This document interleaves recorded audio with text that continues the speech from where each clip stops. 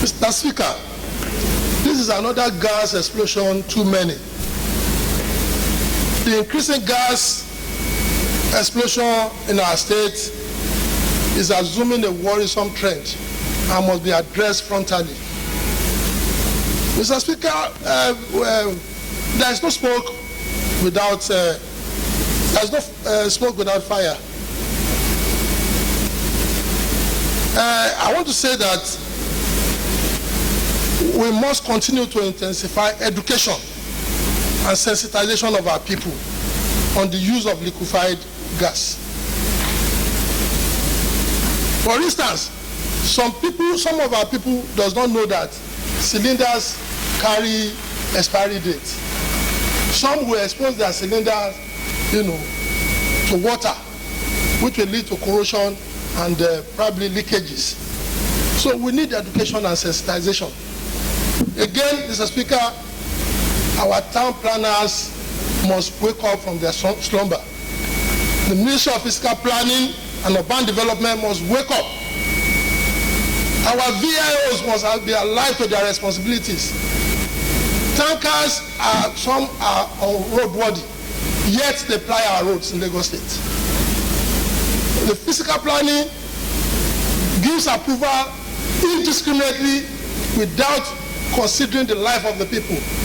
Densely populated areas, you will see gas outlets, gas stations, dotting everywhere that are densely populated. We must stop this.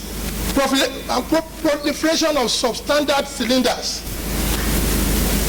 are everywhere. So our SON, Standard Organization of Nigeria, has a responsibility in this respect.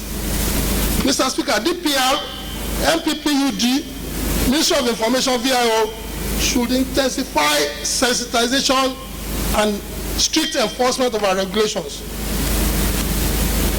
Operators of gas plants in densely populated areas should be immediately moved to safer locations. And I also want to recommend, sir, that a high-power task force, because this is one too many. We have discussed it here. There have been incidences of gas explosion, taking off the lives of our people. But more than ever before, Mr. Speaker, we must attack this one frontally with all seriousness in order to abate this untoward trend. I say that a high-power task force must be put in place, must be commissioned to identify all gas outlets, licensed or unlicensed, in order to sieve the chaff from the wheat and to enforce our laws. Going forward, Mr. Speaker, all unlicensed gas operators should be shut down and prosecuted, while those in densely populated areas be moved to safer location. SON should wake up also to identifying substandard cylinders and enforcing strict compliance and measures in order to curb and reverse the ugly trend.